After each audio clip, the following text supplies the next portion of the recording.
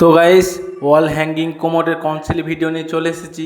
তো ভিডিওটা স্কিপ না করে পুরোটা দেখবেন, আর ভিডিওটা ভালো লাগলে লাইক কমেন্ট করবেন, আর আমাদের চ্যানেলটাকে সাবস্ক্রাইব করে পাশে থাকবেন।